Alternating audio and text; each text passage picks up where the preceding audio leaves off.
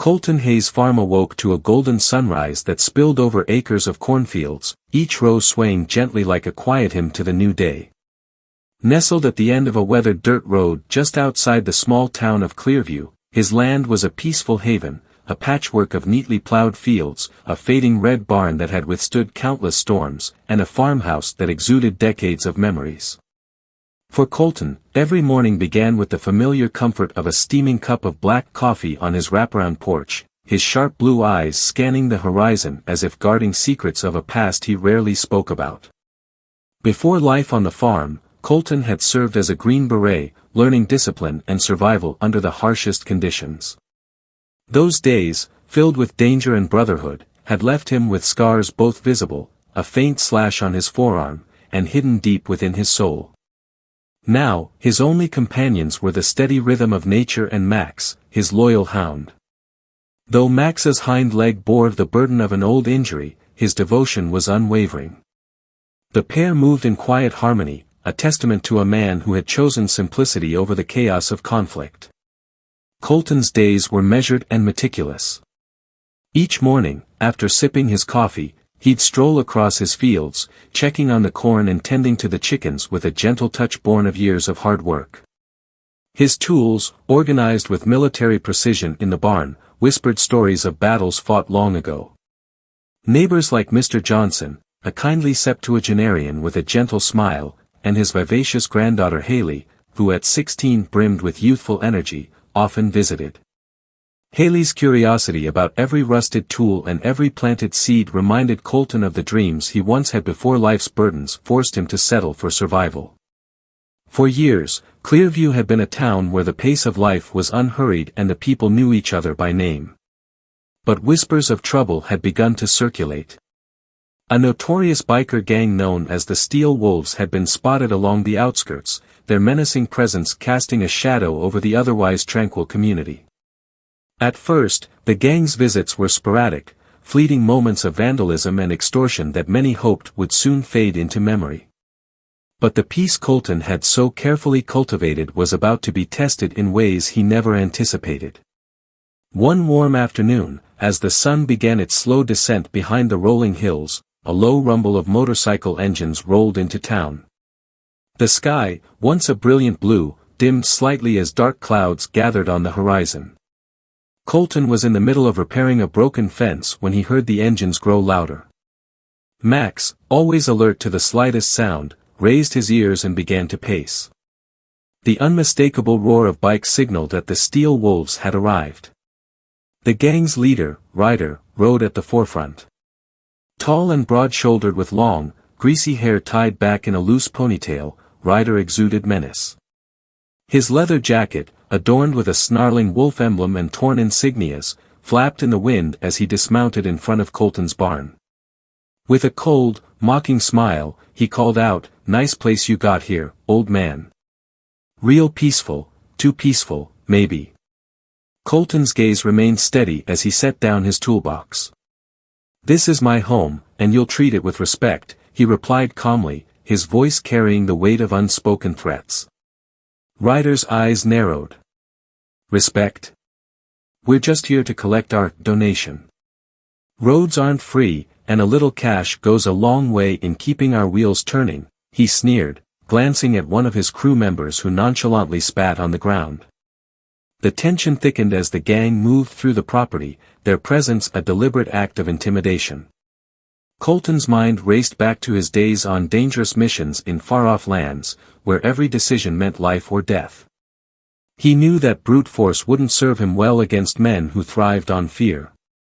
Instead, he had prepared long before this day arrived.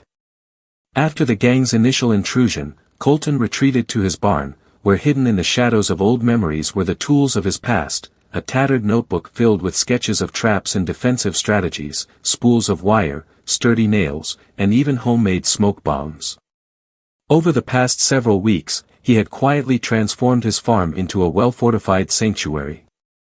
Camouflaged pit traps, strategically placed tripwires connected to raucous alarms, and barricades fashioned from hay bales and wooden pallets were now ready to defend his home.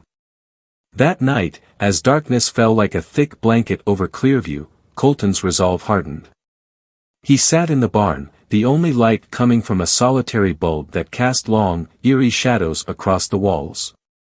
Memories of dusty battlefields and firefights mingled with the scent of old wood and oil. He thumbed through the worn pages of his notebook, reaffirming his commitment to protect what was his.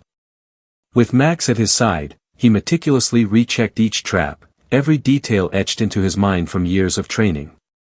The confrontation came swiftly the following evening.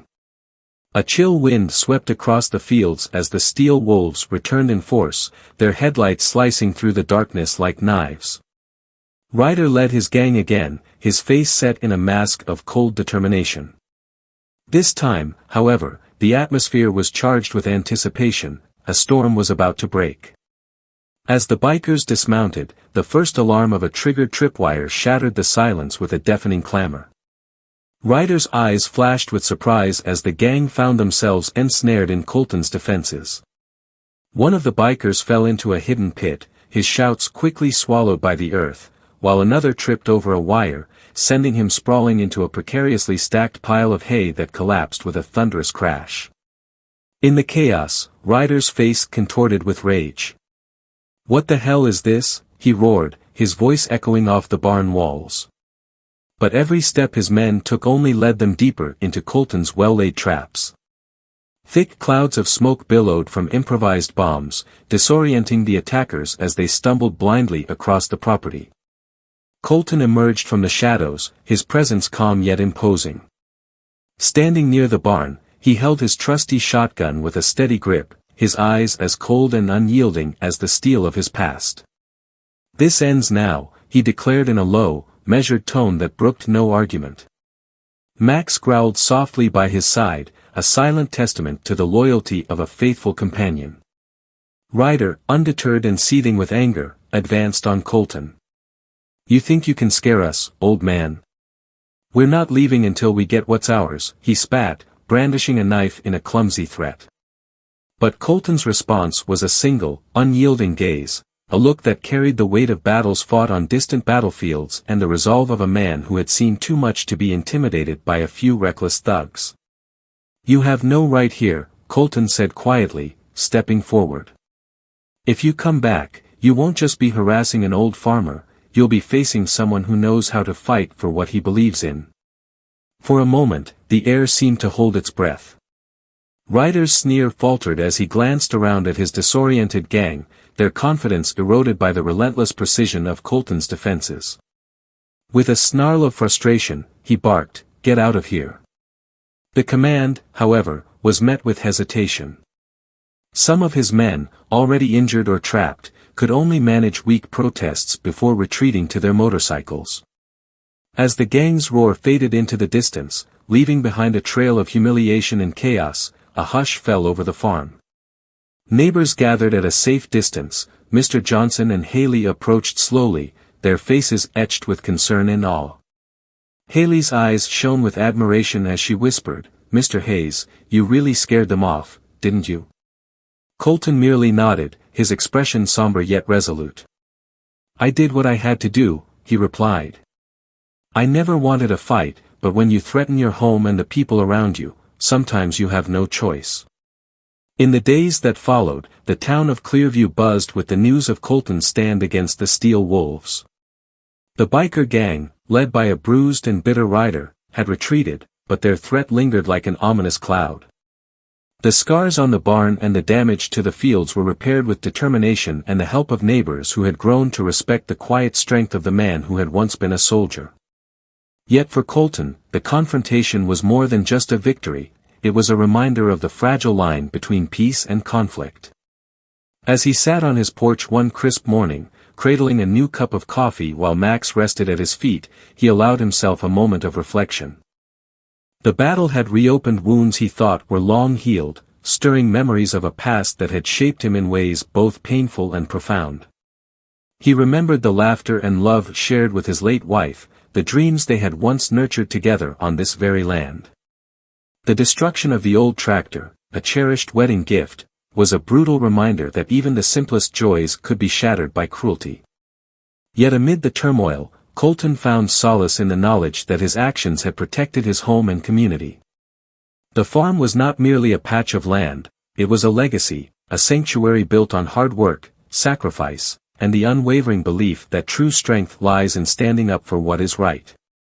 As the seasons changed and the wounds of the past slowly healed, Colton continued his life with quiet determination. He invested even more effort into the farm, not just as a means of survival, but as a symbol of resilience. Neighbors joined him in rebuilding what had been damaged, and even the local sheriff, whose resources had been stretched thin, found renewed hope in the collective spirit of Clearview. One bright autumn day, as the leaves turned a fiery red and gold, Haley stopped by the farm again, this time not just as a curious visitor but as an eager apprentice. "Mr. Hayes," she said with youthful enthusiasm, "I want to help make this place even stronger. Teach me how to protect it, too." Colton looked at her with a mixture of surprise and pride. In her, he saw the spark of determination he once had, a reminder that hope and courage could be passed on from one generation to the next. "You've got the heart for it, Haley," Colton said, patting her shoulder. "I'll teach you everything I know. It's not just about fighting, it's about standing up for what you believe in and protecting the people you love." As they walked together through the fields, planning new strategies to fortify the boundaries of the farm, Colton felt a renewed sense of purpose. The battle with the steel wolves had changed him, but it had also paved the way for a future where his legacy could live on through those who cared enough to learn. Late that evening, as twilight settled over Clearview and the stars began to shimmer in the cool night sky, Colton sat on his porch once more. He thought about the battles fought, the sacrifices made, and the strength that had carried him through decades of hardship and loss. In that quiet moment, with Max resting peacefully at his side and the distant hum of a recovering town in the background, he whispered a silent promise, to protect, to nurture, and to never let fear dictate the future of his home. Colton Hayes' story was one of resilience, honor, and quiet defiance. It was a reminder that even the gentlest souls could harbor the strength of a warrior when duty called. And as the first light of dawn crept over the horizon, bathing the farm in a hopeful glow, Colton knew that no matter what challenges lay ahead, he would always be ready to rise again, to stand firm, and to fight for the peace he had worked so tirelessly to secure. The legacy of Clearview, its fields, its people, and the spirit of a man who refused to be broken, was a testament to the truth that sometimes, the most unassuming heroes are the ones who change the course of history.